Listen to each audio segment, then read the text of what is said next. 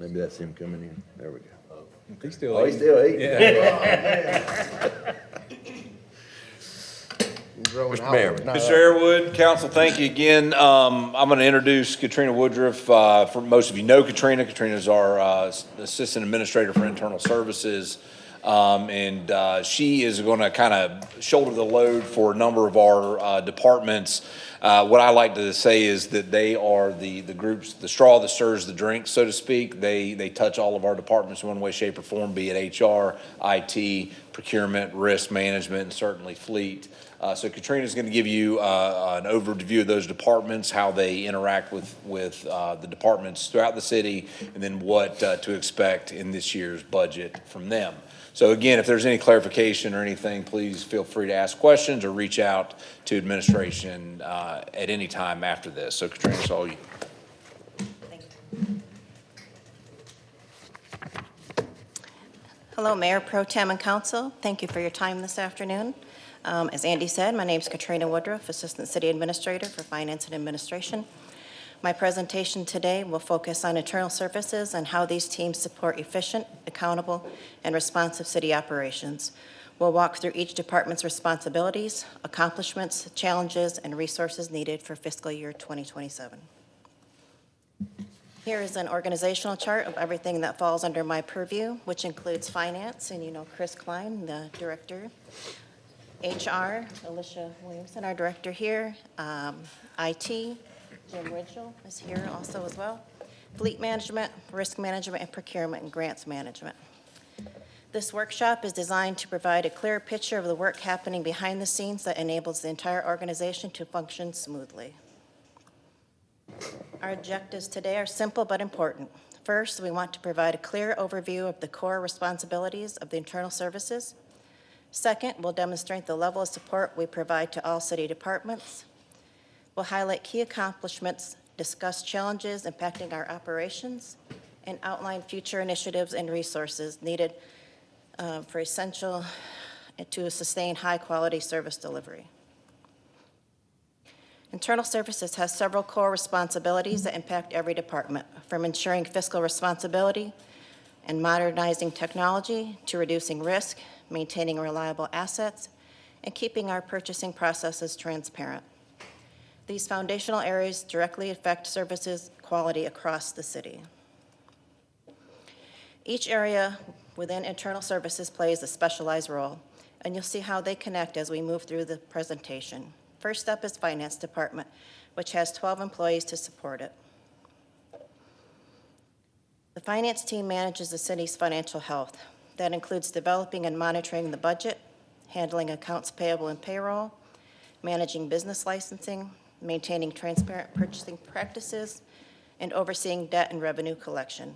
They also coordinate our audits and financial reporting obligations. Finance supports all departments through budget oversight, financial management for projects, payroll processing, vendor setup and maintenance, and assisting with the requisition and procurement process. Their partnership ensures compliance and accuracy across the organization. Finance earned the GFOA Certificate of Achievement for Excellence in Financial Reporting for the 25th consecutive year. Additionally, fiscal year 2025 audit had 0 findings, an excellent indicator of strong financial controls and consistent reporting. Is it the first year we've gotten that, or? No, 25th. no. Oh, 25th. Okay. Hold on, 26. I'm proud of. Oh, okay, all right. I thought it was Some- 2025, not. Oh, no. Some challenges. The current ERP system is becoming outdated and no longer meets the needs of a modern finance environment. Additionally, the department is running out of office space, which limits the ability to grow staff capacity as demands increase. What is our ERP system right now? It is Smart Fusion. Smart feature? We utilize Smart Fusion for the financial piece. However, we utilize OpenGov for the budget side. We use eTreeve/SoftDocs to print checks. So that's part of the struggle right now is we're utilizing multiple systems where it would preferably all be in one. Okay. QuickBooks does all that. So they To address these challenges, Finance is requesting a new ERP system which will streamline processes and improve accuracy. They are also seeking an online payment processor and plan to update financial policies and standard operating procedures to match future technology and regulatory needs. Next, we'll move into human resources, which supports our most important asset, our employees. The HR department consists of 3 employees. HR oversees the employee life cycle from recruitment to retirement. Responsibilities include hiring, benefits administration, training and development, employee relations, policy administration, safety coordination, compliance, payroll review, Title VI management, and workers' compensation and occupational health programs. HR partners with departments on recruiting, onboarding, compensation planning, performance management, training, disciplinary actions, employee relations, and offboarding. They also support wellness programs and ensure legal compliance throughout all HR processes. This slide shows our 5-year staffing trends. Workforce growth aligns with the city's population and service demands. Continued growth requires expanded HR capacity to keep up with hiring, retention, and onboarding needs. Here's the current employee count by department or division. This level of detail helps illustrate where staffing levels are lean, where the city has grown, and how demand varies across functions. Overall, the city has 397 employees across all departments. This slide continues the headcount overview and provides a broader look at staffing levels across the rest of our departments. You can see areas such as public services, fire, and police represent our largest workforce segments, which aligns with their operational and public-facing responsibilities. Overall, we maintain 397 total employees as of May 12th this year. Here we're showing the generational makeup of our workforce. This helps us understand employee expectations, preferred communication styles, and how we should structure training, benefits, and engagement. A multi-generational workforce is a strength, but it also means our HR strategies have to remain flexible. As of May 12th of this year, HR has hired 28 employees. Our turnover rate is 5.3%, which remains relatively low for our sector. We've experienced modest growth with an overall growth rate of 1.5%, with an average tenure of 6.5 years, a positive indicator for retention and organizational stability. You'll also see the breakdown between full-time, part-time, and city council. These are our current vacancies. Public safety continues to represent our largest staffing needs, particularly in police and fire. Public services also has several open full-time roles. Part-time needs, especially within PRT, remain flexible and tied to operational funding and program demand. HR completed and implemented a major classification and compensation study, which ensures internal equity and competitive market alignment. They also rolled out a new HRIS applicant tracking system and new payroll system in conjunction with the finance department. Both significant technology upgrades that improve efficiency and employee experience. Recruitment and retention remain our major challenges as the city grows. Another key challenge is managing generational differences. What motivates employees varies, and HR needs to tailor approaches. Benefits delivery is also evolving. A single plan no longer fits everyone. Lastly, supervisors and managers need more development to prepare for leadership roles and to support a future merit-based performance system. HR plans to increase active recruiting efforts and build stronger talent pipelines. They also aim to expand benefit options to meet diverse employee needs. Another initiative is a formal citywide internship program helping cultivate future talent. To support these growing responsibilities, HR is requesting an additional HR coordinator position. Next, we'll move into information technology, the team that keeps our system secure, modern, and connected. The IT department is comprised of 9 employees. IT maintains our network infrastructure, cybersecurity protections, hardware and software, GIS systems, data management, public safety technology, audiovisual systems, and communications platforms.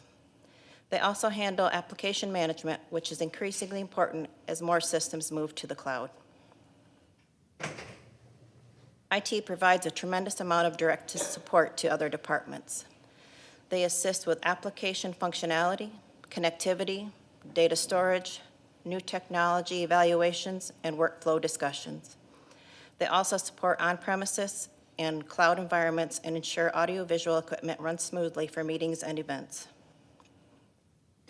This slide summarizes several key support areas: access control for buildings and secure spaces, communication tools like phones and mobile devices, and GIS services that support mapping, property data, fee assessments, and infrastructure planning. These functions quietly underpin essential city services. GIS supports significant engineering and infrastructure work. Enhancements such as the public map viewer allow broader access to geographic information. The team also supports data analysis for culverts, road improvements, sidewalks, ADA ramps, and more, all critical for planning and compliance. GIS also supports public services with vendor data, fire department with ISO certification, and planning and development workflows such as UDO implementation, address management, final plat review, and as-built input. These GIS systems help the city maintain accurate, real-time infrastructure and development data. IT completed several major accomplishments, including migrating to Office 365 and the .gov domain, upgrading all systems to a Windows 11, modernizing the phone system, centralizing firewall management, implementing new help desk system, and improving cybersecurity through SIM and MDR tools. They also completed audiovisual refreshers and major upgrades to camera servers. Additional accomplishments include call recording software implementation, the Berry Avenue Fiber Project, server upgrade to 25 gigabyte, and fiber connectivity expansions to several facilities, including Kids Planet, Greer Golf, Country Club Park, Stevens Field, Center for the Arts, and Taylor's 97 Fire Station. These projects strengthen our connectivity and improve service reliability citywide. IT faces several challenges as the city continues to grow. The number of employees, devices, and applications keep increasing, which puts pressure on staff capacity and infrastructure. Cybersecurity also threats continue to evolve and require constant vigilance and investment. And as we expand our cloud footprint, it becomes critical to strengthen cloud security measures across the organization. Katrina, can you go back 2 slides, please? This one? Yeah, we have fiber connectivity for, at Kids Planet for, in Stevens Field. And, Yep, I'll let Jim. yeah, what are we using that for? Is that for CCTV or? No, fiber connectivity allows us to better communicate with those facilities as we have security cameras out there, other access control methods as well. That's all part of our internal networking that we're now able to expand to, and those systems and locations not be isolated. Okay, all right, that makes sense. And you upgraded the server to 25 gigs? Yes, our communication between servers is now at 25 gig. We're actually going to be expanding that to 40 communication. gig. Okay. Communication, yes. Okay, I was gonna say it's a couple thumb drives. Yeah. No, not storage space, transmission speed. I got more than that. Okay. All right. All right, thank you. We're with you.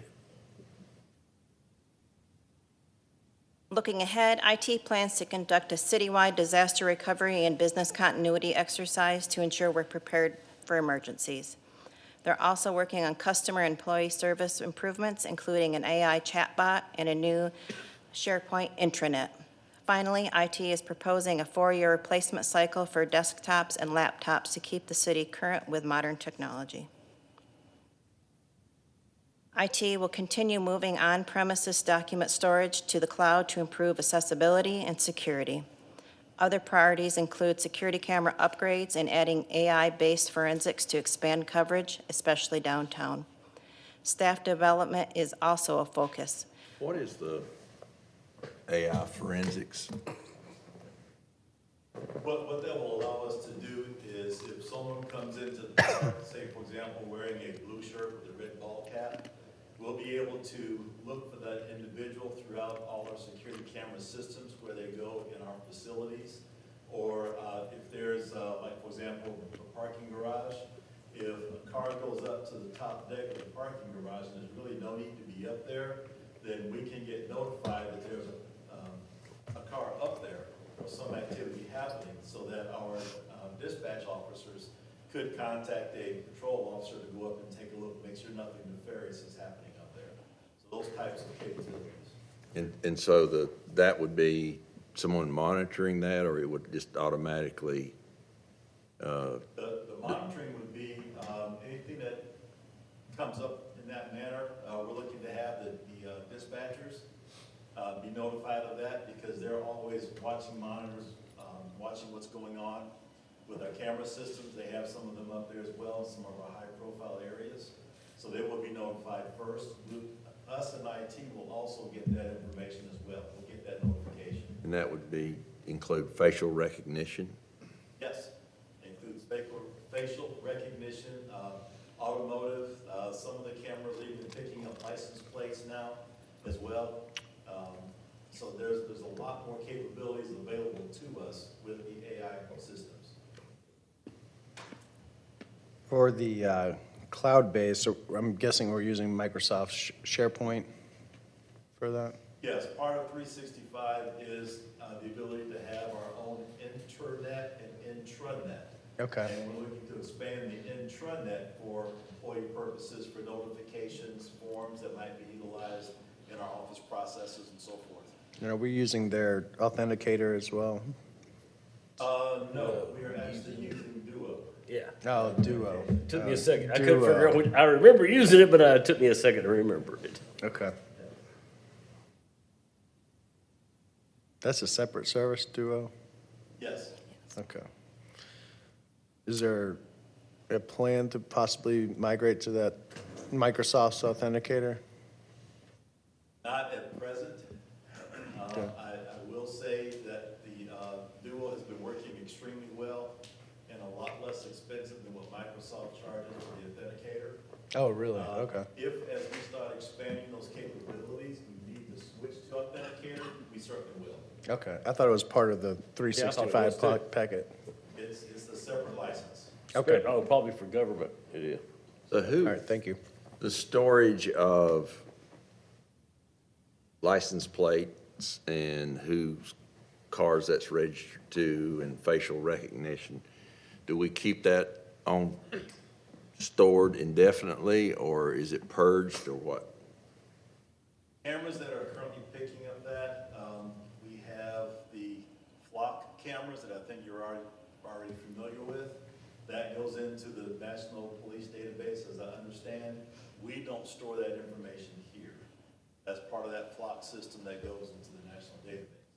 Our cameras that may pick up a license plate now go into our video system, but there's no identification that says this plate belongs to Jim Ridgel, for example. We just have the plate. We keep that video for 30 to 60 days, depending on what camera system it's collected on, and then it's purged automatically. And go back again to the information that's given to the police, the national data set. What is that? Tell me again. That is a camera system called Flock. It is specifically designed just for license plate recognition only. That information is captured by that system, goes straight into a police database that police officers and other law enforcement agencies can access. But us here at the city, just an employee such as IT, for example, we cannot access that information.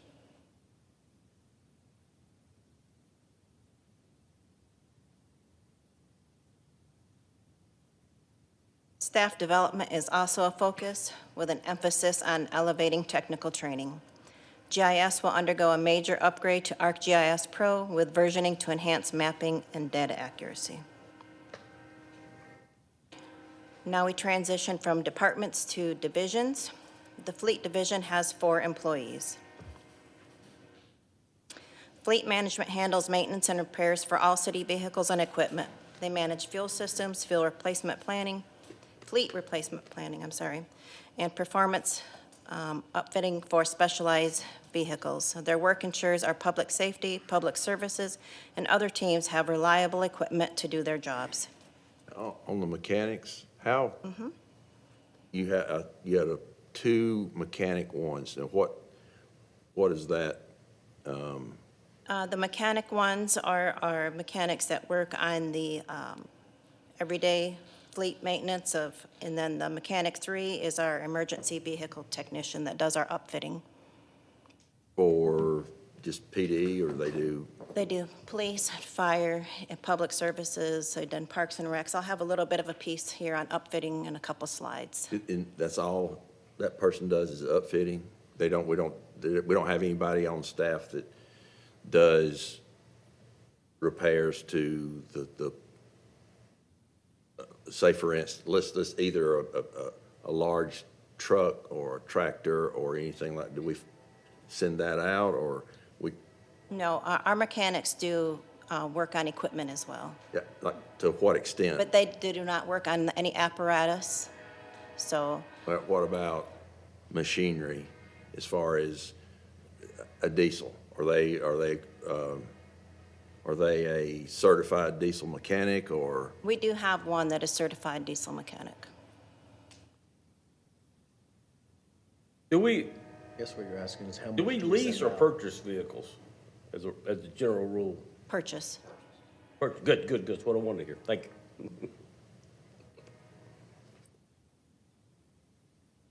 We added a dedicated fleet manager in 2023.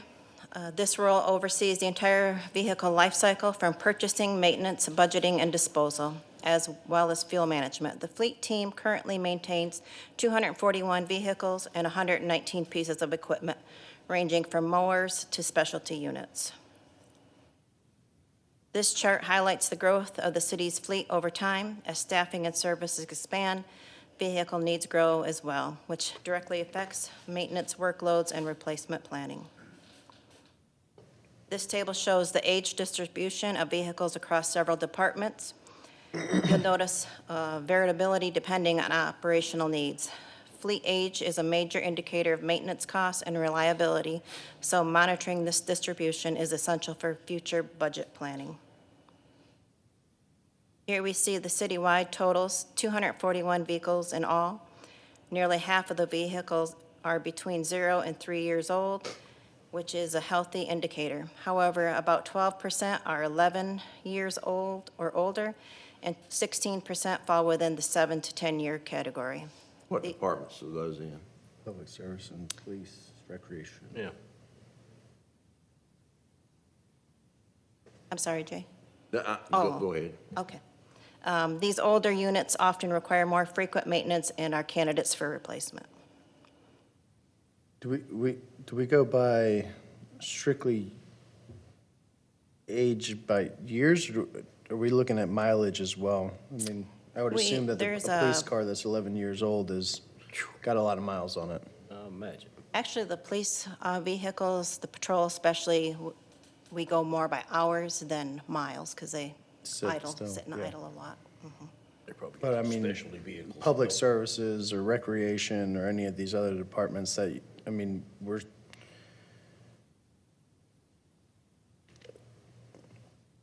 are these aging out, or, I mean, Some of Something them that's- are aging out due to breakdown, and, just, we can no longer continue to repair them. It's not cost-effective to do so. Sometimes we have accidents where they're totaled out, and a variety of reasons. yeah. He uses a matrix of it has multiple measurements in it, and age and mileage and things like that are one of them, or two of them, but there's other elements Okay. in there. How much we've invested in a vehicle, we have experience with the vehicle, that once it got to be 10 years, that we had to replace the transmission. We look at vehicles that are maybe 7 years old or 8 years old that will be approaching that 10-year mark, same make and model, for example, based on mileage or something like that, that may be getting ready at 100,000 miles. We know we're going to have to replace the transmission. So he grades all that out and then determines through a matrix which ones hit a certain threshold mark, a rating. Okay. And those that are, I don't know what the number is, like 18, I forget Yeah, what- yeah. 16, we start looking at them. 18, definitely, we need to get them ordered. Okay. When you say he, who is that? Chris Brantley is Chris our, Brantley is our fleet manager. our fleet manager. Mike, sometime back, you were really involved with the fleet, and I think one of the things that you looked at was auction resale price, because I guess there's a point where you reach our peak as far as auction, and then it start. Are we still looking at that? Yeah, we evaluate as part of that evaluation where it's probably going to hit, that if we don't do something about it now, that probably by the time, if we said, oh, let's hold on to it for 2 more years, we know that we're probably going to lose a potential, resale value out of it. But the biggest thing is just operational capacity anymore. We just look at the ability for it to continue to serve at the capacity level, and based on, because we've had vehicles that we thought would just be ragged out, nobody would really bid on them, that we get higher bids than ones we thought were better. I think it just depends on whoever's bidding on them and what their needs are for that type of vehicle. Obviously, the big trucks, like like dump trucks and things like that, though, it's kind of hard to gauge that because jurisdictions, like, they may have a 30-year-old dump truck and they're replacing it with a 20-year-old. For them, it's a gold mine. And, so there's a lot of variables in that. But we still do look at what the market value is for timing to make sure we're not losing money. The fleet shop earned the SGFMA Award for Quality Fleet Management Excellent for 2 years since hiring a dedicated fleet manager. In 2023, the division transitioned from paper to electronic systems and implemented new field software. By 2025, they were using utilization reports to guide purchasing decisions, completed a fuel tank lining project, implemented the WEX fuel card, and added an emergency vehicle technician. Fleet is facing significant supply chain delays. Standard vehicles often take 2 to 3 months to receive. Specialized units can take more than 9 months. Emergency vehicle equipment alone can take 6 months after ordering. Manufacturing delays also slow down vehicle upfitting. Here are the typical build times. 3 to 4 weeks for police patrol cars, 2 to 3 weeks for police admin units, about 2 weeks for fire admin vehicles, 2 to 3 weeks for fire operation units. Public services work trucks are faster at around 3 to 5 days. Since November of 2024, Fleet has completed 5 builds for fire, 9 for police, and significant lighting installations for public services and recreation. They also performed equipment repairs on 52 vehicles. This reflects a high and steady workload. Fleet is requesting 1 additional emergency vehicle technician to help manage growing demand for upfitting and emergency equipment repairs. They're also asking for a facility needs study to explore a standalone fleet shop to accommodate future growth. Moving on to risk management. Risk management oversees insurance, claims, safety programs, ADA coordination, and liability reduction. This work protects the city financially and ensures compliance with federal regulations. The dedicated risk manager added in 2023 manages property and liability claims, oversees coverage for 83 locations, 292 vehicles, 265 inland marine items, and also reviews city projects for ADA compliance and maintains the ADA transition plan. In 2025, risk management recovered nearly $99,000 from third parties and maximized reimbursements tied to Hurricane Helene. This is a significant financial benefit for the city. This slide breaks down Hurricane Helene's financial impact in detail. Total costs were over $1.67 million between insurance, FEMA, SCEMD reimbursements. The city expects to reduce its net cost significantly pending additional reimbursement. The biggest challenge remains processing and tracking the high volume of hurricane-related claims. These are complex, long-term cases requiring coordination across multiple agencies. Risk Management is requesting dedicated claims management software to simplify and consolidate claims data. This software would allow the city to automate certificate of insurance tracking, which will improve accuracy and reduce manual work. Now we'll move into procurement and grants management. Can you go back to the last slide, the claims software? What are we doing right now? Spreadsheets, files on our computer. And this is forgive my ignorance, but this is a software that we will use internally to track We claims? would use it internally. It would be used by risk management, HR, and finance. The risk manager oversees our property and liability claims. HR does our workers' compensation claims, and the certificate of insurance tracking that I mentioned here, finance currently tracks those. Yeah. The,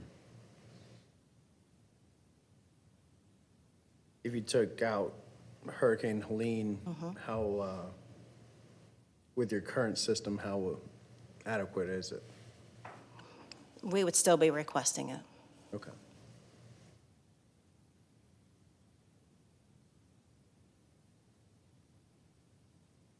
On to procurement and grants management. Procurement oversees purchasing, contract administration, bid and RFP processes, vendor relations, policy compliance, and cooperative purchasing. This team ensures fairness, transparency, and efficiency in how we spend public dollars. They also identify and coordinate grant opportunities. Procurement supports departments through formal and informal procurement guidance, scope development, pricing and sourcing assistance, cooperative contract availability checks, and general purchasing support. This includes walking departments through purchasing thresholds and processes, including the city requirements for all vendors doing business with the city. They also manage contract review execution with legal consultation, meet with new vendors, and help departments identify and apply for grants. These next few slides visually reinforce procurement's role in ensuring efficient purchasing and strong vendor partnerships. The timeline provided is for a typical request for bid and a simple request for proposal. The evaluation timeline in purple ebbs and flows dependent on how quickly the evaluators can turn around a recommendation, and lastly, the quickness of the awarded company to return the correct and required documents. This period also includes the intent to protest period, which is 7 calendar days per state law. Solicitations are published through South Carolina's Business Opportunities and our online procurement platform, OpenGov. This slide shows the 14 solicitations completed to date through the formal procurement process this fiscal year. To address growing concerns from departments and in response to the increasing market costs, the procurement thresholds were increased as more and more departments faced larger number of projects falling within the formal solicitation thresholds, since construction and services costs were increasing. This translated to longer periods of time for the city to accomplish required services and projects, since procurement timelines were having to be factored in. There was a noticeable dip in the number of solicitations after the procurement thresholds were increased. This year, we are back up to 16 solicitations, which is representative of the city's continued growth and project needs. These solicitations also differ in that they are for more complex scopes, and we only expect this to increase. This slide provides a high-level summary of our fiscal 26-year grant activity and the impact of those efforts across departments. In total, the city submitted 13 grant applications this year, representing approximately $14.7 million in potential funding. The largest portion of these requests from the fire department, with more than $12.8 million submitted, followed by engineering at $2.9 million, police at $966,000, and PRT at $100,000. So far, we've been awarded $185,000, and we still have more than $6.4 million pending review and awaiting award decision. These pending applications represent significant opportunities, particularly for public safety and infrastructure projects. The team is also actively working on a new application for $1.2 million to fund generators for police and fire facilities, which would enhance continuity of operations during emergencies. Overall, this slide demonstrates how our procurement and grants team is not only managing purchasing workloads, but also playing a major role in securing external funding to support critical city initiatives. As the city grows, procurement complexity increases. More specialized projects require additional legal review, detailed scopes, and alignment of grant cycles with project timelines. Procurement plans to create standardized internal procurement and purchasing policies, formalize contract processes, and issue on-call professional service solicitations. We also see value in adding in-house legal counsel and developing consistent grant processes and templates. Thank you for your time and attention. Internal Services plays a crucial role in supporting the city's growth, and we appreciate the opportunity to share our needs and initiatives for fiscal year 2027. Council, question? I have two, and it's a statement. One of the things that I heard throughout when we talked about needs of departments was basically educating folks within the departments to help them move forward. Now, we had begun that many years ago. We're not doing that now? We are. We have training. I think you heard me mention that particularly in the IT department, it's at the rate that technology is evolving that we are just making a concerted effort to keep those folks trained with the emerging technologies. Okay. The statement that I think that would help everybody across the board, and this is overarching, and it would take every department, including HR, administration. But we were talking a lot about recruitment and retention, and we had I think you said the average tenure is like 6.5 years. Well, first of all, what brings that down, that number down, and what's bringing it up? I would say the large factor bringing it down is the growth. We've added 120 new employees over 5 years. But that means you've got folks leaving. And we do have retirements and attrition, correct? But as a percentage, is that going up or down? Yeah, is that a particular department you see that in, or is that? It's across the board, and just the number of positions that we have added throughout the years is bringing that number down of people who have worked here. Okay, in that same vein, I think it would be beneficial, and I know there's probably well, I'll take that back. I think we would be unique if we not only worked on the recruitment and the retention, because, we have, when you get hired, you know what you're going to get paid. You know the benefits. If you carry out your career to the end, you know what you would be eligible for retirement, things like that. So those are kind of givens. The things that are department specific and then on down to employee specific, because you mentioned age is one.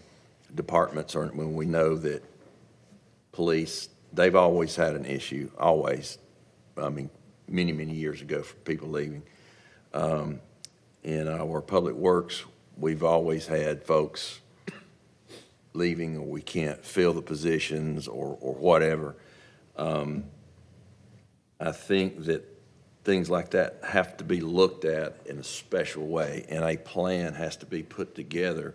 The way you recruit folks and the way that you manage those folks in what's the word? Is it the fringe benefits, or the picnics and the attaboy awards and stuff like that, that makes this, we've rounded up 400 employees. Just because we have 400 employees does not mean that we have this huge work staff and we can't have connections with folks. And so I think that starting with HR to be, it would be the force that kind of brings everybody together. But I think that we need to have this program in place where we're recruiting in the schools for, at the high schools and the colleges, all the levels. And then we want to make sure those are the right people, that we make the right hires best we can.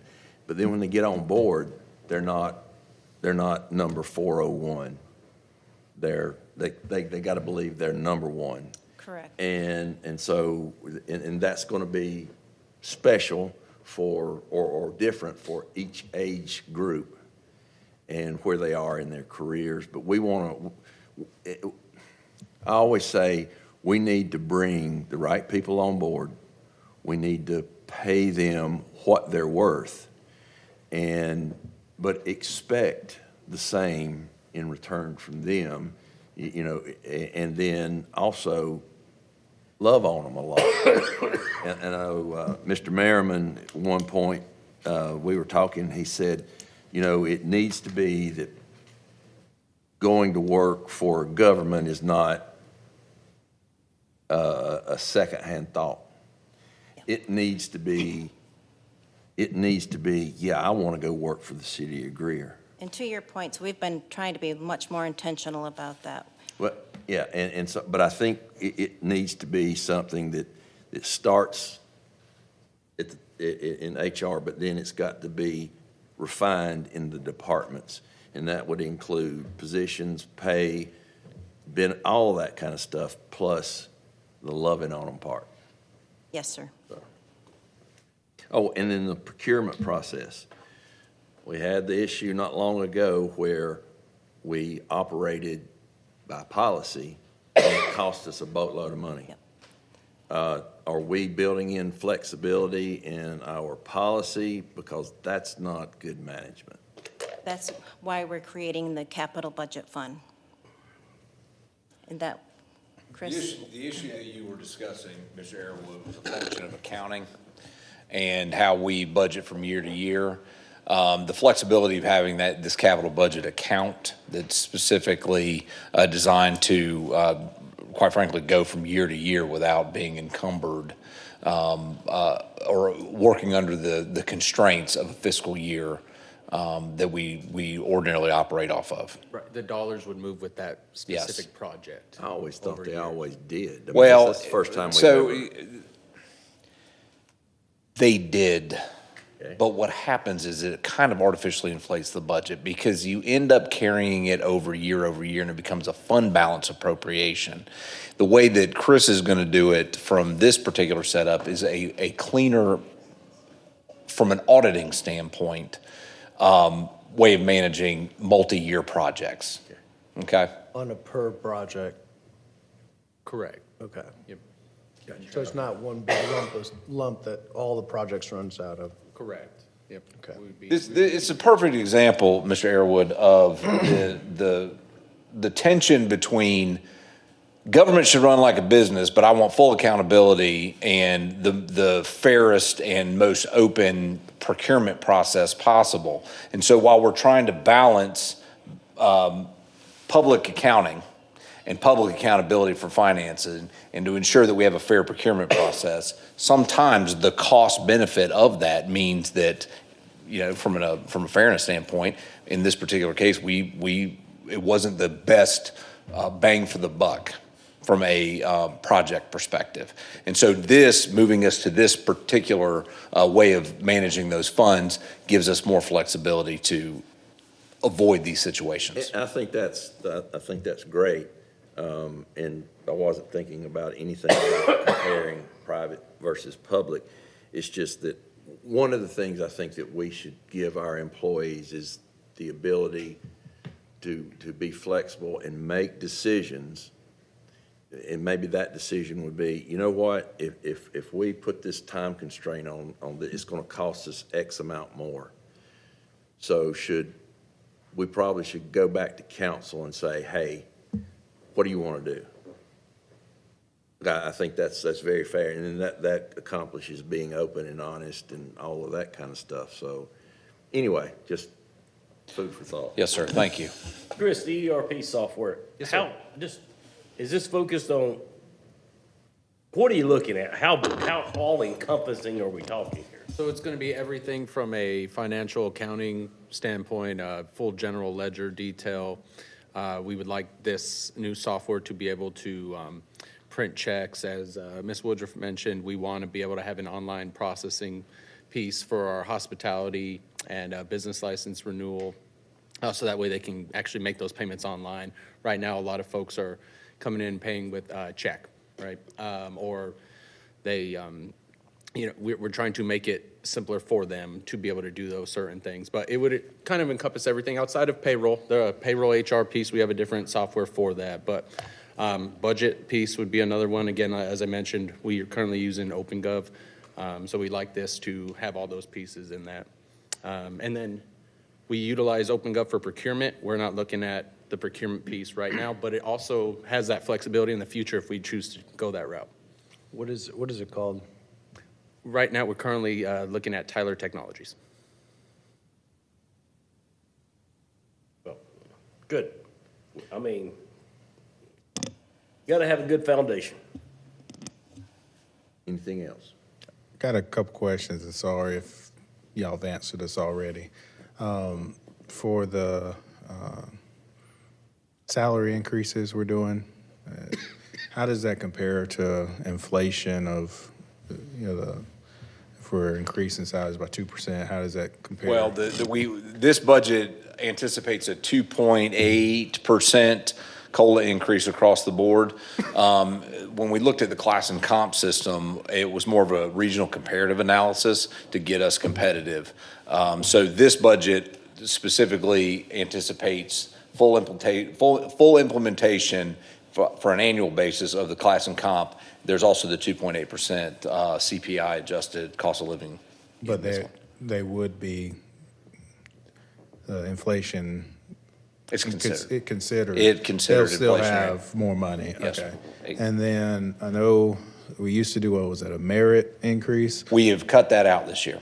Okay, now, was that a percentage increase on top of if, let's say you got 2.9? I think, yeah, so in Or is the it past, yes, sir, what we had done was, let's use this year as an example, got a 2.8% cost of living adjustment. We would have done a 1% or 1.5% COLA.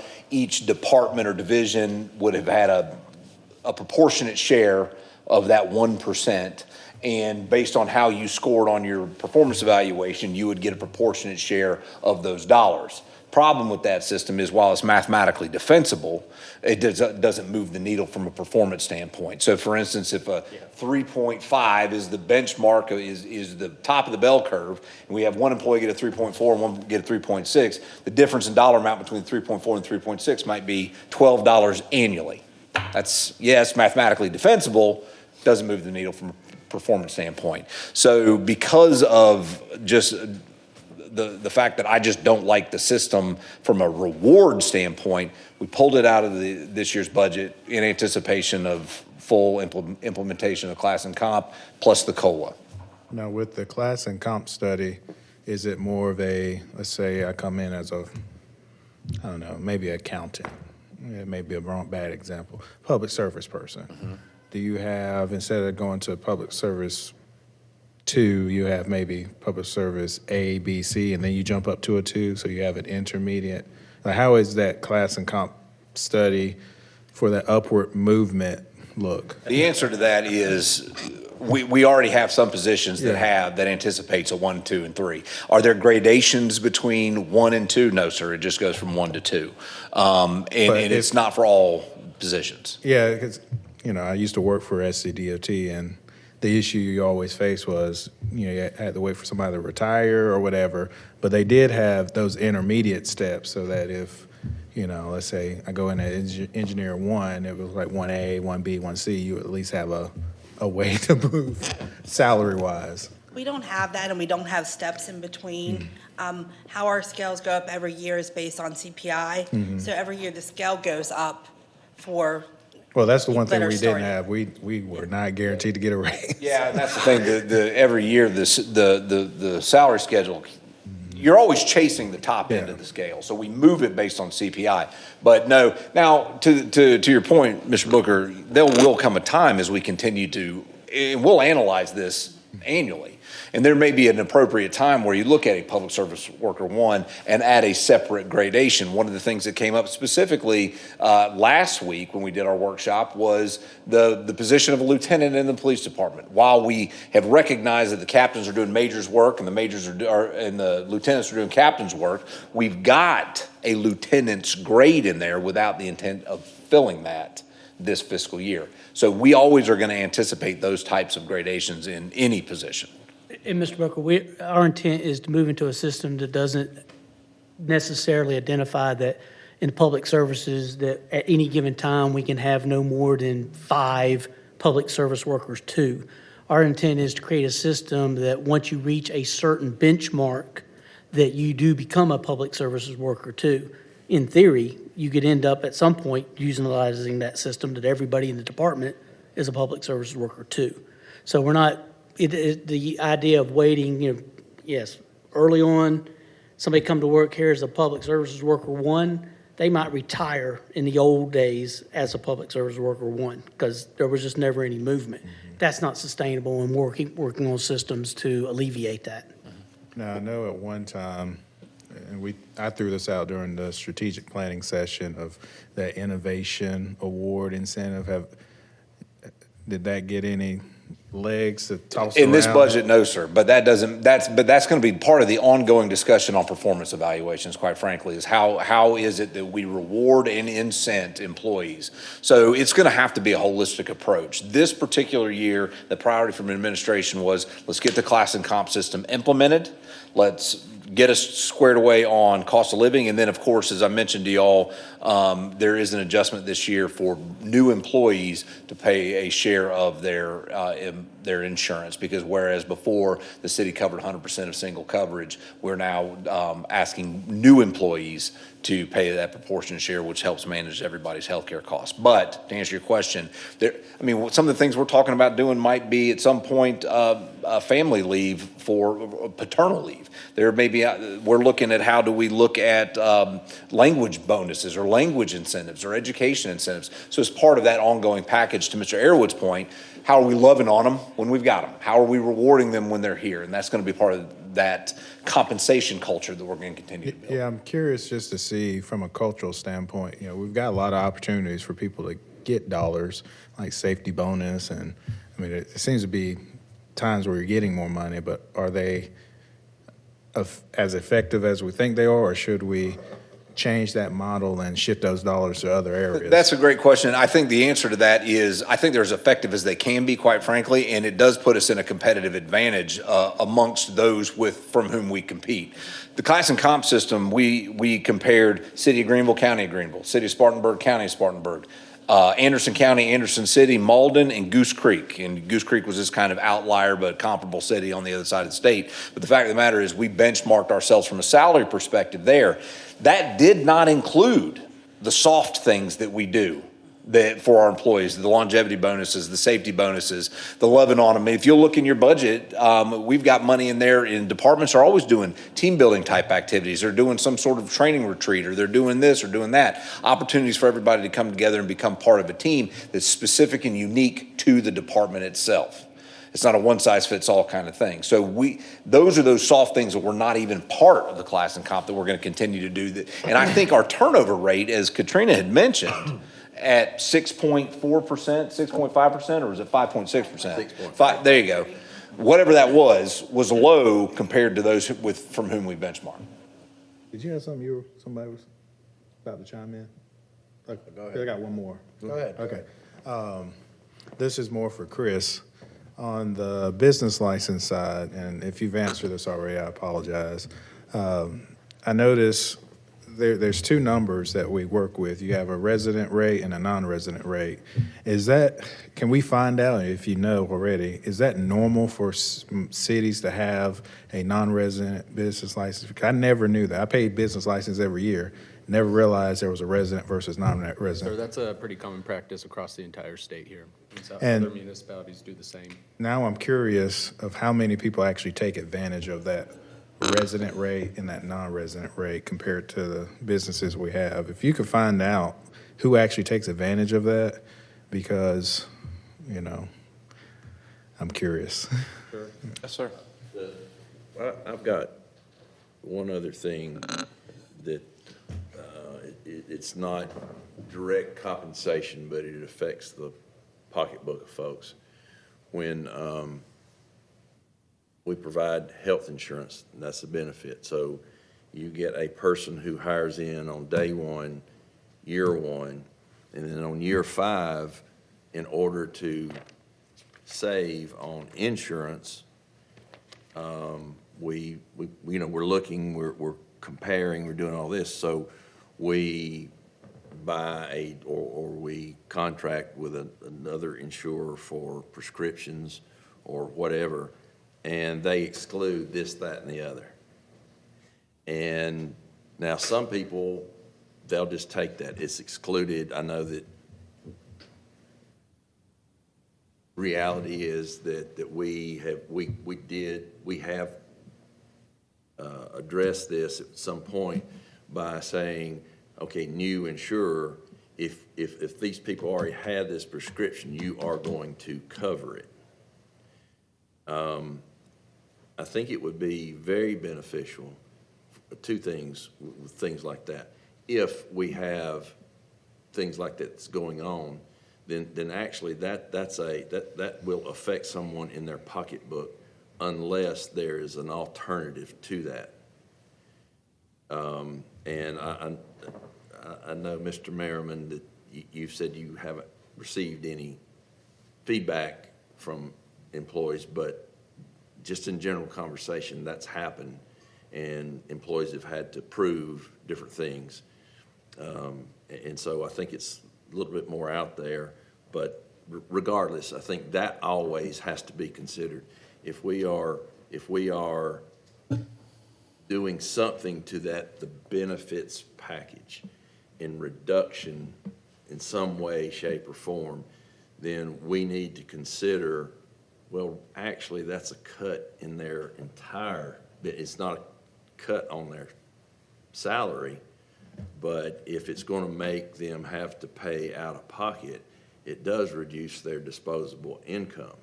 So I think one of the things, and that would make us unique, is that we look at all of that as we move forward, not just how do we save the dollars, because in reality, if we start cutting expenses that directly affect our folks, it will have a direct effect on how we serve our citizens. So that's just an idea I wanted to Yes, sir. throw out there. Yes, sir. I was going to ask, do we plan to continue the grandfathering of existing employees in our current cost-sharing structure arrangement? Oh, yeah, the existing employees, this change to insurance for new employees only applies to new employees. Got it. Yeah. Okay. We don't have a high deductible plan for newcomers and. No, actually, and that's one of the things that we have discussed ad nauseum, quite frankly, is trying to add that to a menu of options. And Mr. Lander, I think, I recall specifically being younger And looking at, I go to the doctor once every that's my 4 point. years. And it was like, and I had 2 young kids, and I'm like, well, I'd rather bring some more money home. I'm healthy. I'll rub some dirt on it. I'll be fine. And, but I think, that is, and we have, and you saw the demographic breakdown of who we're hiring. And we're hearing a number of those folks that say, I'd like to have a high deductible plan. I'd like to have an HSA. I'd like to have these things. This is going to be part of that, again, that menu of options that we're trying to craft. But as we talked about with the class and comp, it initially started in 2024. That was phase 1 when we adjusted a number of the salaries because we were chasing that new minimum wage that the market was demanding. With 2024, we implemented. 2025, 26 is the full implementation of class and comp. The next implementation of the class and comp piece of this will be that menu of options that we're working through. Great. Anything else? Thank you. Ms. Sherwood, thank you. Thank you, guys. It's your meeting, Mr. Sherwood. Do you want to do a break or you want to roll right into it? Council. Let's roll it. You're good. Let's roll, roll. but Let's I'm roll. gonna- All right. I'll Well, be with right that, You ain't gonna miss me. I'll be back quick. I know who's coming. he's former planning commission anyway. He knows it all as right. it is. Let's move Well, on. I will say this. Let me start by introducing Mr. Alex Cahill. Alex, you didn't present to council in the budget workshop last year, did we? Because we did it a little bit differently. So, yes, that was week 2. That's exactly right. So this is his first opportunity to present to you in a budget workshop. You've obviously seen him in council meetings. But Mr. Cahill has done a great job for us over the last year, and I will bring him up to, again, talk to you about the Planning and Development Department and all that his team is doing, specifically related to not just this budget, but how to handle the growth data that y'all see. So with that, Alex, it's all you, man. Thanks, boss. All right, so I'm the closer today. Thank you, Mayor Pro Tem and Council. Happy to be here. As everybody else said, feel free to jump in, ask questions as we go. And I'm going to go ahead and get started. So I'm going to start with a number. You've probably already seen it, whether in the news articles and some of the data you've received, but 190%, that has been our growth in population since 2000. So in 25 years, 190%. The other number I'm going to throw out there is 28.62 square miles. That's about what we're at as a city. All of you know, especially based on your council districts, that our geography is quite spread out. So that creates some challenges and some opportunities for us. So that's where I want to start today's discussion. Planning and development is that department that sits at the edge of that growth that we're seeing. Every permit, every inspection, every planning decision is processed through this team. This year alone, over 10,000 building inspections, 881 permits, 824 compliance violations, and 15,000 plus plan and zoning reviews have already occurred, and the year is not over. We did this with adding just one person over the past 5 years. We don't manufacture anything, as you know. Sometimes seeing other departments is kind of fun and exciting, especially following PRT and some of the capital work they get to do. But we don't sell anything, and as our chief building official will hate that I'm going to say this, but I'm going to say it anyway, as he always says, is our only product here is customer service in our department. Our customer service is for our residents, our businesses, and builders of the city. Every interaction is an opportunity for my department and our team to build trust. And we've been efficient over the years. We've been smart about it, investing in tools and technology that expand our staff capacity. We've built systems and frameworks that punch above our weight class. Our turnaround times, hands down, are the envy of others in our profession. And our staff are credentialed as credentialed professionals as they could be. But our efficiency has some limits, and we're starting to meet that. So today we're bringing you a responsible budget that both continues the work that we are already doing and positions us to help support and lead the city into the next period of responsible growth management. We have done our homework on each item, program, and dollar, of course with the help of our vetted budgeting committee, and we're ready to walk through the reasoning and why we are requesting what we're requesting. We need to hear from you today, your priorities, your questions, and of course your pushback if you have it. This is our budget together, so we're excited to talk to you today about it. So I do want to start by introducing, you probably already know some of our department leadership team. Ms. Ashley Cotty, you probably see very frequently at our council meetings. So she's our division manager over our planning division.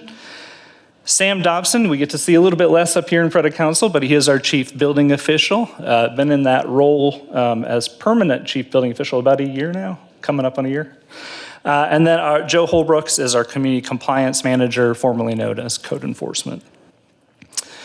So I'm going to go through what each division does. I know we had the opportunity to present to the 2 new council members recently on what we do, but I think it's a good refresher for all of us.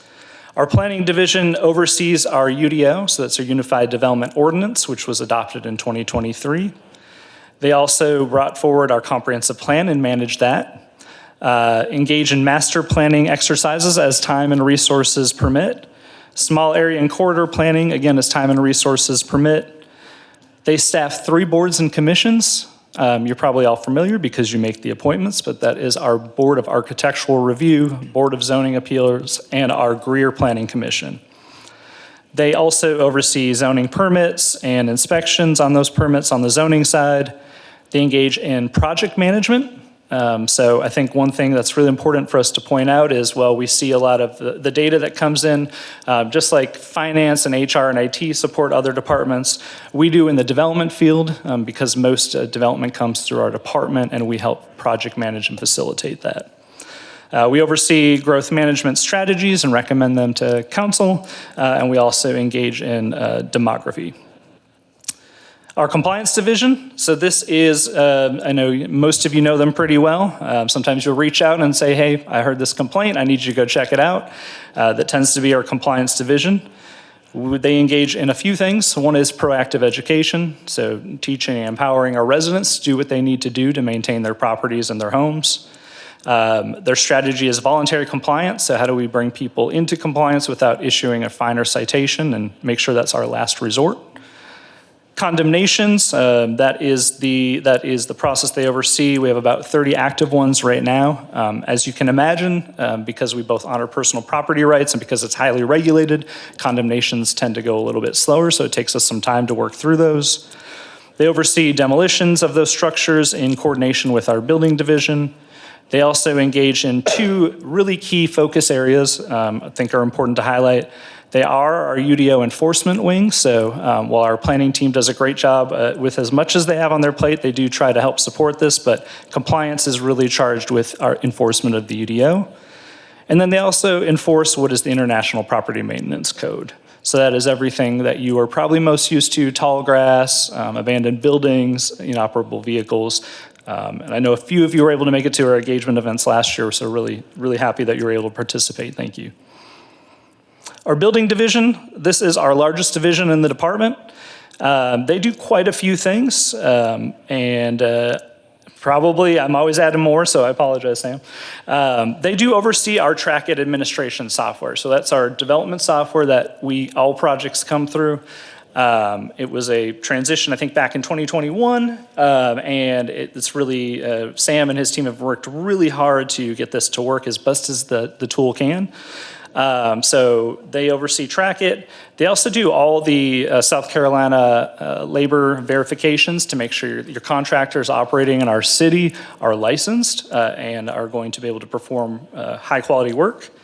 They also oversee the International Code Council Administration, and I won't get into all the boring details, though Sam will geek out on this with you if you want to after this, but everything from residential code to fuel code to building code goes through our building division. They are made up of 3 different work groups and teams. We have our permitting team. Supervisor Kelly Price does a phenomenal job seeing our permits from start to finish, all the way from pre-application essentially to our certificate of occupancy. They also are the same group that verifies that our contractors are licensed to do the work in the city. Then we have a small and lean but really powerful plan review team. That is where our one full-time and part-time employee work. And they do plan review that verifies code compliance before construction to meet building, fire, energy, and accessibility codes. You know, they're coordinating with the ADA coordinator. They're preventing delays in construction or redesign. That's a huge focus of us. Obviously, in Greer, we want to make sure that we are keeping this process moving forward. And they do provide clear expectations for contractors and designers. And then probably the biggest bucket of work in terms of volume, like I said, we're at about 10,000 inspections year to date right now, is our building inspectors, led by our building inspection supervisor, Stephen Wingo. He does a phenomenal job leading his guys to ensure that they are there to inspect all critical stages of development, whether it's foundations, framing, utility, finals, et cetera. They verified that work matches the approved plans, and I just want to make sure I share this, that inspections are a snapshot in time. There's no way we could possibly be at every project from start to finish 24/7. So that's really the role of building inspections. Hey, Alex. Yes, sir. We perform these inspections, these plan reviews for residential, commercial, and industrial? Yes, sir. Okay. We don't sub any of it out? Some of the commercial inspections are done through our fire marshals, though. Okay. All right, excellent. Excellent, thank you. And then, not a division, but we have some administrative work that we do. A testament to Nikki Johnson. If you've met her, she does a phenomenal job as an admin of one to support our department with financial management. We've recently pivoted to start doing more robust planning and community engagement efforts. So we have a dedicated staff for that. Lancy Sepulveda, if you've met her before. Metric tracking and reporting. Give my boss a huge shout out. Reno is very good about helping us get to metrics and tracking, and so that's something that we're really taking seriously and using it to impact outcomes. Admin provides division support, and then shout out to Chris Brantley and his team. Most of the fleet management work we don't have to do much anymore. They handle most everything, and the small amount of things left really are purely administrative and don't take much time for us at all. So we are really thankful for that department. So a little bit of where we were, just focus on this very quickly. I know I don't have as fun of slides as Ann, but she's still here, isn't she? Yeah. That was the pigeon pond. You know, because our product is customer service, you know, you're seeing it in the built environment, but you're not always seeing it on the day-to-day. And so sometimes providing that love that we're talking about is focusing on codes, super exciting stuff, but just leading from past success. The UDO adoption 2023 was a key thing, having a zoning, integrated zoning and land development ordinance. The comprehensive plan initially adopted in January 2021, and then updated, of course, this past year with council support. And then in the code cycle implementation, building codes are on a 3-year schedule, so they're 3 years in arrear and they're updated every 3 years. Not confusing at all. So we are actually on 2021 building codes right now. We will be on the 2024 building codes come January 1st, 2027. All right. So that's something that Sam's team has done a really good job of implementing, teaching, and educating on. In addition to some of this past success, we saw some peak development numbers in 23 and 24, just really high numbers, including things like 2,962 multifamily unit apartment inspections from our inspections team, which is just really phenomenal that they did it with the group of 4 or 5 that they have. But really what we want to talk about today is where we're at now. I presented to y'all in August of 2025 about what our 3 pillars really were. There's really 4 now. The 4th is housing, but 3 pillars for discussion in a 26 budget and now 27 budget are 3 things that we think are key and core to helping support Greer.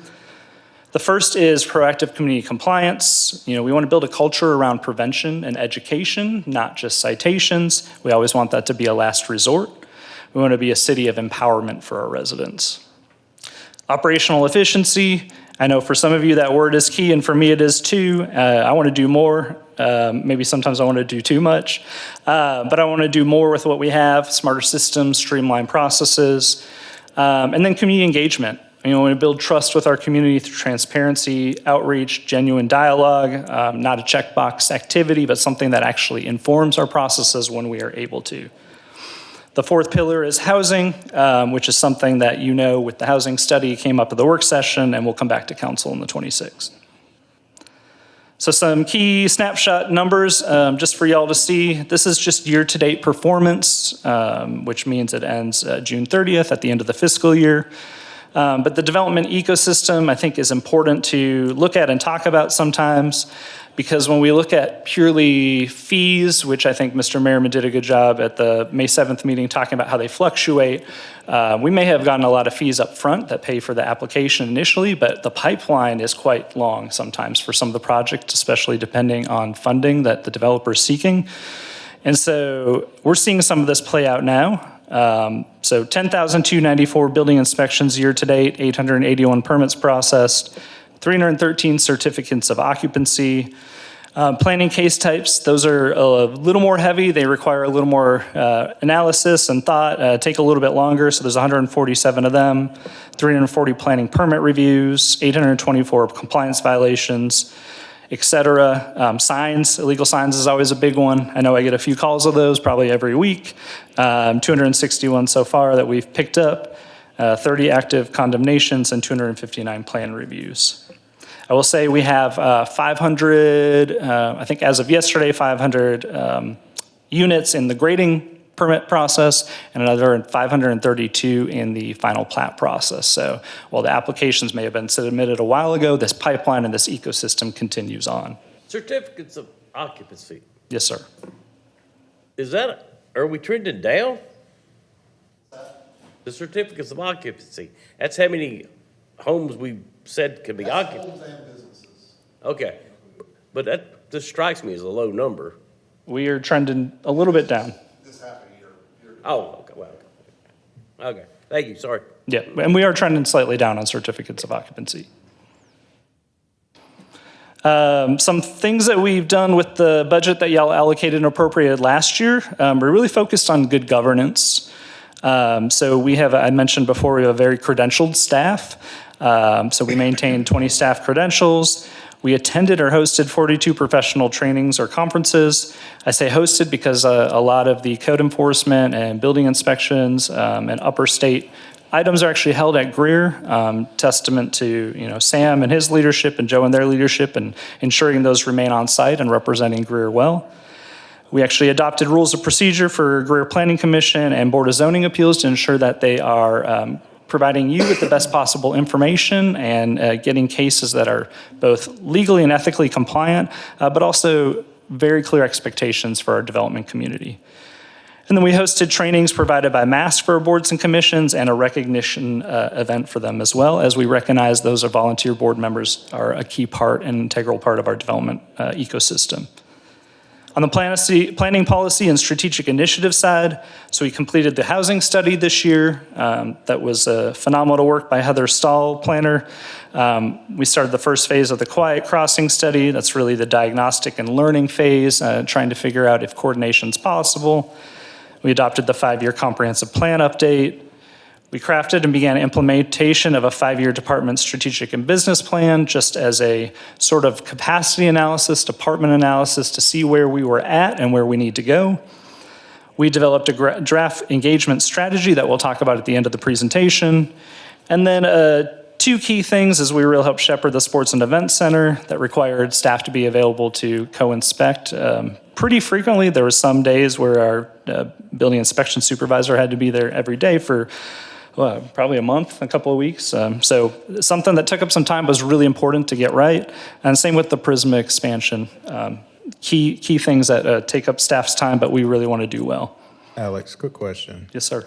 Because I guess I don't know if we should raise any alarms or not, but on the certificate of occupancy, let's say I've got an apartment complex, does that count as one occupancy certificate or is it per unit in that complex? It should be. We're counting the one building. So trending technically could be kind of Yeah. Kind of That's vague. good to- Yeah. And we could break that out if it's helpful with a follow-up. No, I'm just, When we send it to the census, we break it down per unit. Yeah, we usually do that by housing start versus a certificate of occupancy. Okay. We also really started pivoting towards community engagement and customer service initiatives. So we did host 4 community engagement events with community compliance. This was on the spectrum of engagement. This was to inform our community. I believe one council member said they just keep getting better. So thank you for that. We hosted 3 community engagement events with Board of Architectural Review and Planning.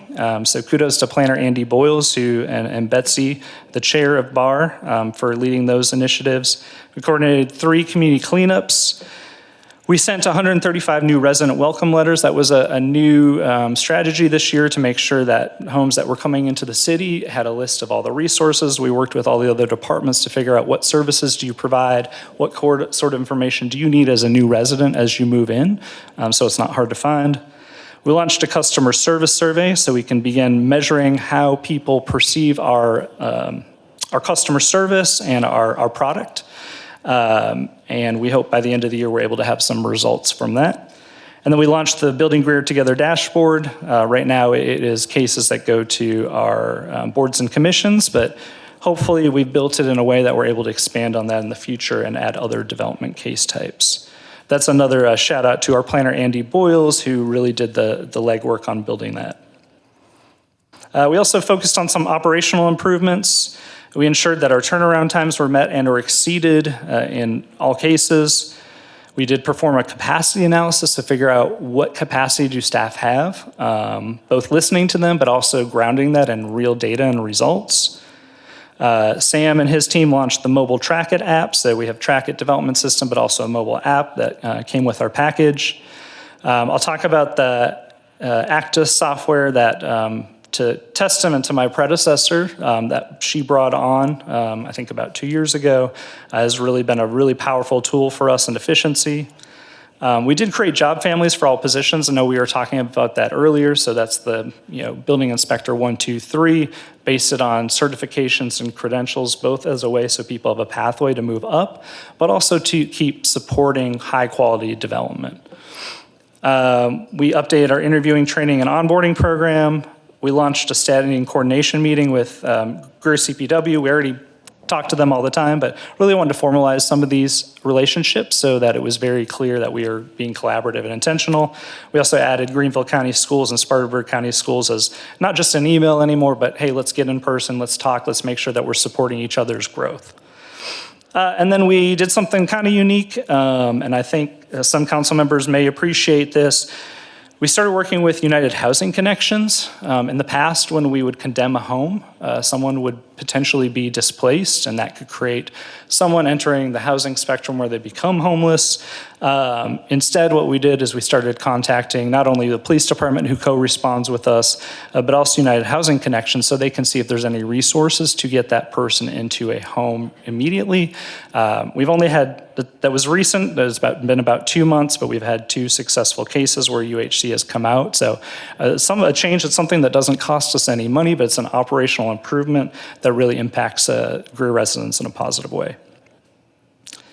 So I do want to talk about the numbers. I'm a numbers guy, not as much as Chris, but I am a numbers guy.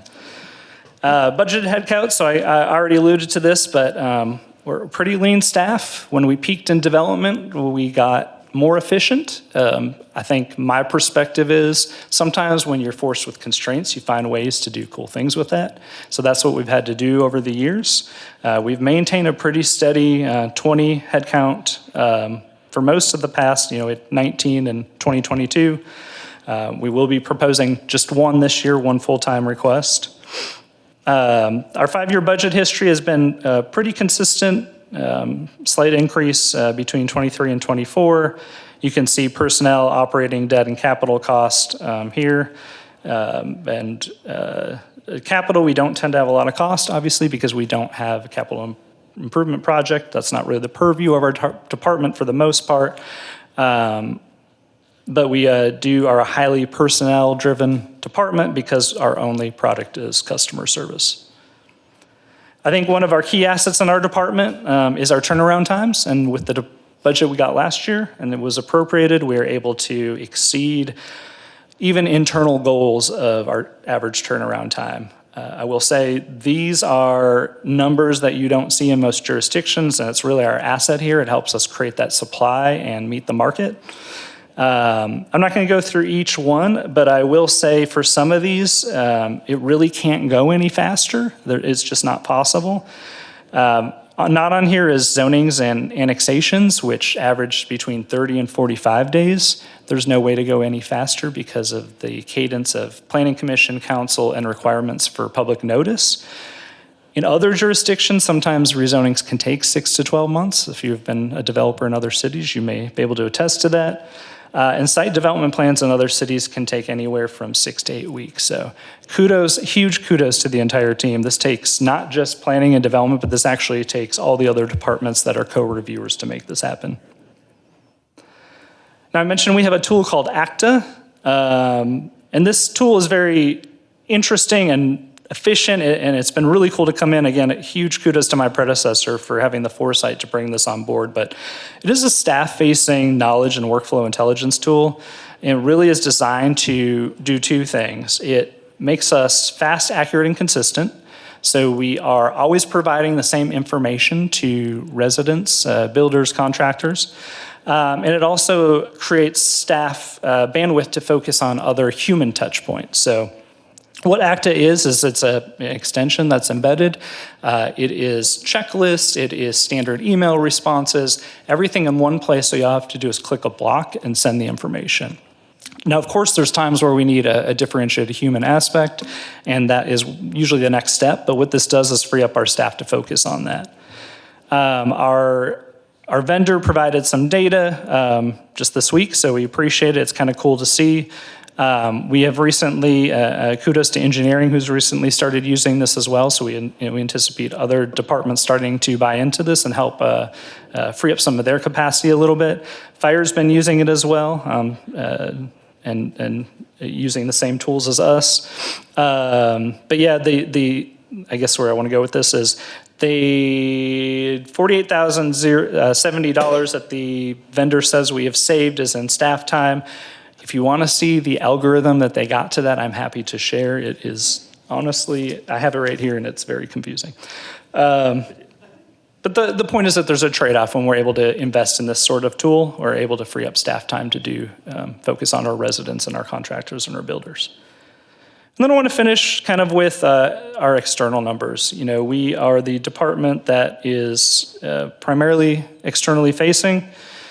And so we are, again, I've referenced, we grew by 190% essentially since 2000. I believe Mr. Merriman announced during the meeting last week, 49,800 is what the estimate was from the census. It was released earlier that week. There was a bit of an embargo on the data. They pulled it back, they edited it slightly and brought it back out on May 14th. So it's important to see our historical population and our comparative. And again, I know we kind of covered most of this last week, so I'm not going to spend too much time on it. But some key points is that our growth rate was 7.3% last year. That estimates puts us at about 16th nationally among cities over 20,000 in growth rate. And if you classify us as a 50,000 plus city, which the census kind of was alluding to, then that makes us the fastest growing city in South Carolina, over 50,000 in comparison to some of our other neighbors and partners. What does this mean for Greer? It means that we're essentially, we're hitting that key threshold. Again, I think Mr. Merriman talked about that, but there's a potential to become an entitlement city when that number is officially certified at 50,000. It also means that we have some challenges that come with it that we'll cover in just a minute. And then lastly, I think what's important to cover is a population projection. Now, we use what's called the Hamilton-Perry cohort change ratio, which again, I'm happy to send a list of the math afterwards. This is what the South Carolina Department of Revenue and Fiscal Affairs Office use, and also what Clemson uses, and is essentially what's called a decay model. So as you go over time, the population doesn't grow exponentially, it grows in a decay pattern. We take that and we apply a growth number, so whether it's a low growth number, a mid growth number, a high growth number, and we give us some options to look at as we plan into 2030, 2040, and 2050. So if we apply kind of a low growth, we see ourselves at about 70,000 by 2050, a mid growth about 91,000. And if we maintain a high growth, which is, more than unlikely, but if we maintain a high growth through that whole period, we see ourselves about 121,000. And this is important for us as we talk about needs going forward and what we plan for. So where are we going? Last few slides here, and then I'll wrap it up. We have some key opportunities in our department we're very excited about. I think the first is creative solutions for proactive compliance. This includes sweeps to ensure that we are being consistent and fair in how we proactively address things. I think there's some opportunities with empowering residents with tools. There's also some things that other municipalities are doing that we may want to revisit, that we would come back and talk to council about with the way they handle liens and abatements, and that's something that we can explore in the future. The next is innovative planning. With the GCRA budget, we allocated some funds to small area planning and corridor planning, and we'd really like to create some space for that. We're kind of stretched thin on the planning side right now, but we're hoping to find some ways to be able to engage in that work and get some true, authentic feedback from the residents that would be impacted by it. And then I think I mentioned this earlier, it is the 2024 code cycle that will be adopted January 1st, 2027. And we will spend some time in the fall training both staff and developers in the development community about what the impact is for them to ensure that we get a safer community and safer buildings. I believe, and Sam can correct me if I'm wrong, most of the changes are pretty minor in the 2024 code cycle, and I think a couple of them really actually support housing in a positive way. And then lastly, some of the challenges that we're experiencing, growth management. What is this term? We throw it around a lot. And this council, I think, does a really good job in this administration of focusing on what is growth management, how do we plan for growth? And the key answers in planning and questions that we ask are where and how. Where do we want to grow? How do we want to grow? In what way do we want to grow? Some of the challenges that we're going to continue to face are as fringe development meets up with other municipalities, there's going to be there might be some consternation in between the two jurisdictions and how those community members work together or how we provide service. We're going to run into some issues with donut holes, and how do we address those? Can we address those? And what does that do to impact service provision? I think the next thing is the thing we all been talking about. I know the mayor is really good about talking about this, but keeping Greer in our planning and development. We want to make sure we're finding ways to make sure that Greer keeps its uniqueness, which can be hard to operational sometimes. So having honest dialogue about what that looks, sounds, and feels like. And then space. We will need space for staff at some point, equipment, operations, possibly community if we spend more time in the community and with community. Right now, our vehicles sometimes are probably the ones at City Hall, which we try to do a good job of bringing them over to police department and not leaving them at City Hall, but every now and then we have one here. We need space for our vehicles, we need space for our staff. So our requests are I'd say they're pretty lean this year. One is adding a community compliance officer. Right now we have 2. We'd like to add a 3rd. The goal would be to be able to move purely to proactive. Right now, we're mostly complaint-based, but we want to be able to move to dedicated sweeps, UDO enforcement. Say, example, if we want to focus on neon signs or vape shops, whatever we decide on, want to have an officer that we can really train up and be able to have them deploy and meet these requests and these needs, and then also go in the community and being proactive, building relationships with the community and empowering residents to do their own compliance. Adding a 3rd officer, the nice thing about code enforcement and community compliance is that is a very highly studied field that we know what works and what doesn't. So adding a 3rd officer will really allow us to have more systematic inspections regardless of the complaints coming in. It'll help us ensure that all neighborhoods are covered. Right now, 2 staff cover the entire city. We also want some earlier violation detection, which helps reduce formal action. Again, we don't want to get to fines or liens. This also helps us with some data-driven prioritization, deploying officers where conditions are declining so we can focus on that stability of housing. And I'll just go over this real quick. As a tax-based protection strategy, one of the studies that has been done longitudinally about community compliance and code enforcement is that it's a tax-based protection strategy, again, with protecting our asset, which is our real property, and then in turn protecting our residents that need that home to be able to live a high-quality life. 5 reasons I'll make my case for a third officer. It pays for itself beyond revenue. It's equal coverage, voluntary compliance, property value protection, more UDO I cannot say that, than we're able to do now, and purely proactive shift in that. We do need to add a fleet. Speaking of fleet vehicles, we would need to add a fleet vehicle. We're proposing a pickup truck, and really the reason for this is a lot of the hardware illegal signage that we pick up and some small debris. Right now it goes in, we have SUVs, and we'd really like a truck to be able to put that in, so we're keeping the shelf life on those vehicles longer. So with this request, we're also requesting a pickup truck. Very last slide here, and then I will be happy to answer any questions.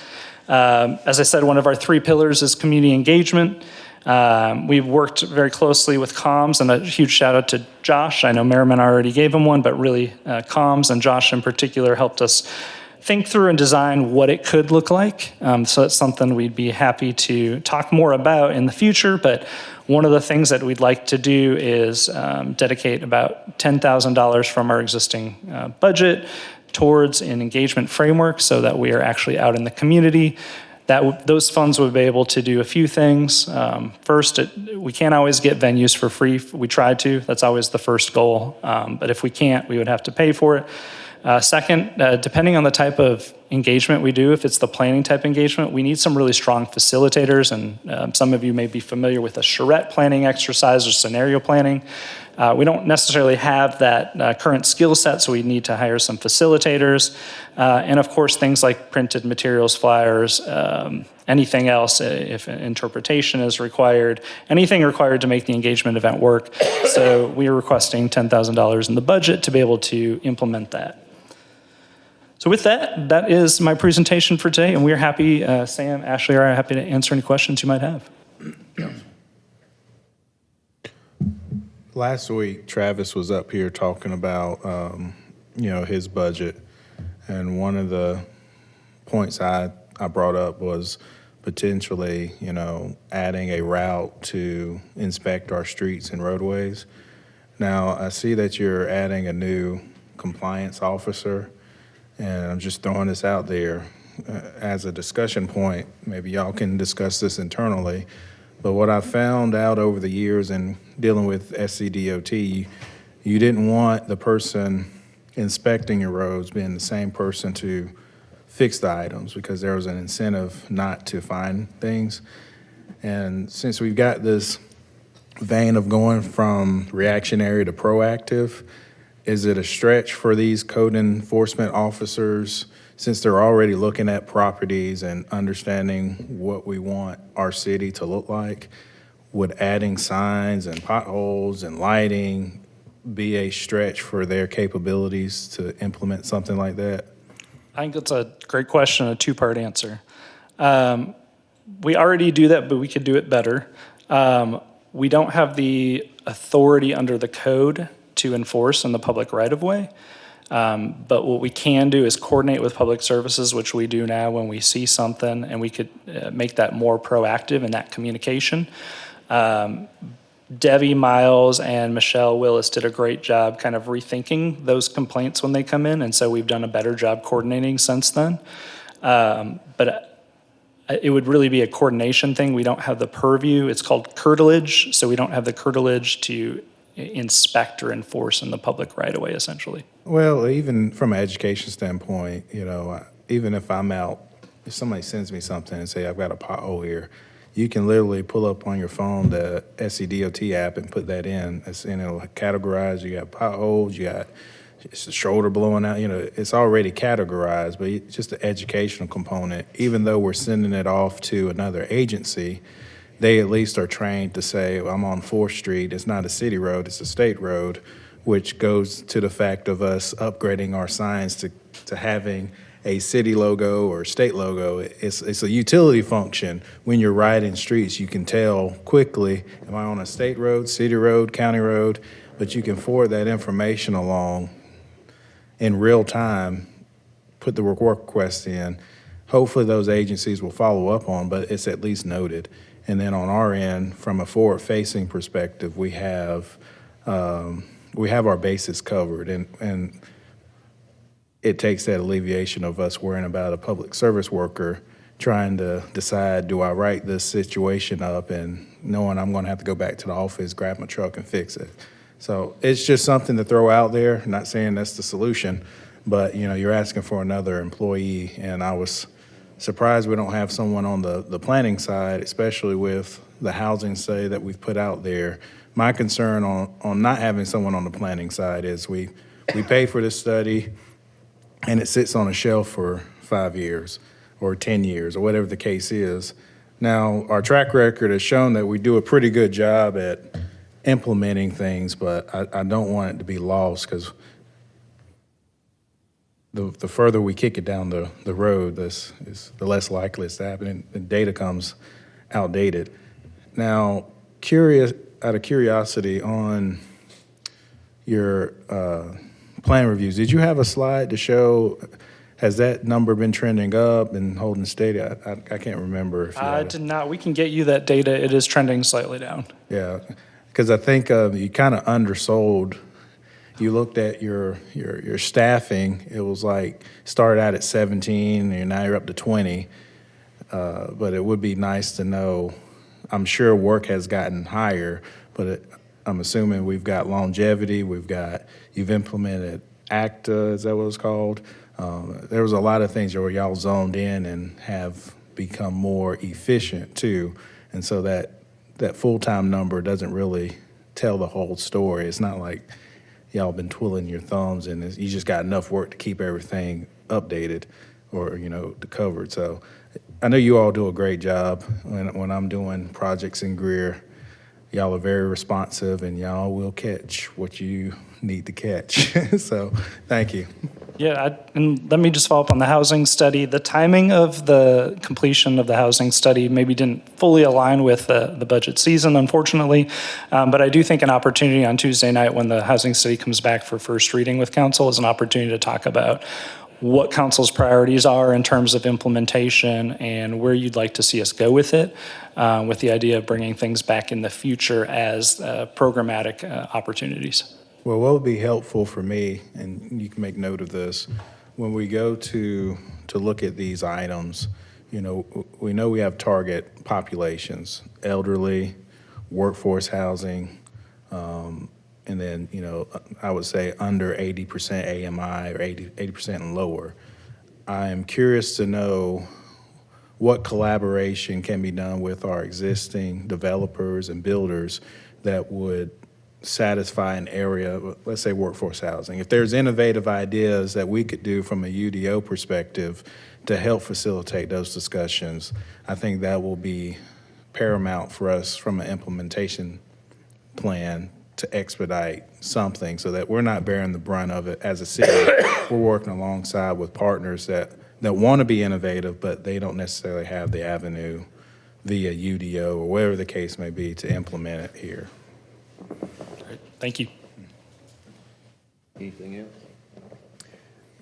else? Alex, is there, regarding residences, is there trends that the private sector is talking about regarding the type of single-family from apartments to condos, townhomes, just what are y'all hearing anything that there's a trend or? Yeah, I think so. And Ashley, I don't know if you want to add to this. Sure. I'd say not this year, but the last 18 months. Multifamily lending issues and them transitioning. More recently, we've seen saturation of townhomes and less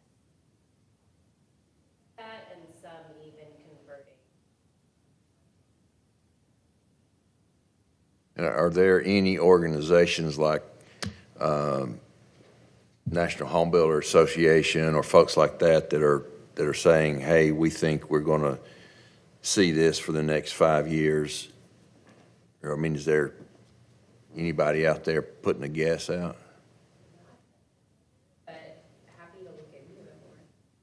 We are seeing some new typologies, new to Greer, with different ownership structures and sizes and footprints. And I think that's something maybe on Tuesday night we definitely want to talk about, because we're seeing, I think we've had 2 requests lately for ones where there's one owner of the land, but maybe multiple owners of the structures on the site, and different footprints and sizes, and they do it in other communities. So we're seeing some typologies that we haven't seen before be introduced. In terms of the National Home Builders Association data, it's primarily single-family homes and townhomes. Anything else, council? Nope. Thank you, sir. Thanks, y'all. Appreciate it. Thank you. Mr. Airwood, council, that wraps us up for the 21st. Obviously, we're available for any questions between now and Tuesday night at first reading, but thank you for being here, and thank you for your time, attendance, and attention. Staff, thank you all for being here and for your work on this. Thank you, staff. Council, I suggest that you think about everything we've heard in these last meetings and run it through your noodle and see what you come out with. And I would say what I'm trying to do is not trying to come in here with preconceived ideas of what I'm going to do, but work through that as we start our discussion Tuesday. Oh, one more thing, and I've thought about this, and because you put this out here, I noticed when you go through the city staffing, you know, we call out a lot of different department heads, but via ordinance, I just wanted to bring this up, via ordinance, our department heads do not reflect what we're showing on some of these papers. Mm-hmm. And I think from a council perspective, we may want to, it's kind of outdated what we're showing via ordinance. I think it only calls out maybe fire, and you can help me with that. Yeah, I think you and I had this discussion probably a couple months ago, but our current city structure and the ordinance don't G-haul. So there probably will need to be a discussion about that after the budget. So Yeah, just wanted to bring that up because it was in front of my face. Yep. But. Yep. Anything else? All right, folks.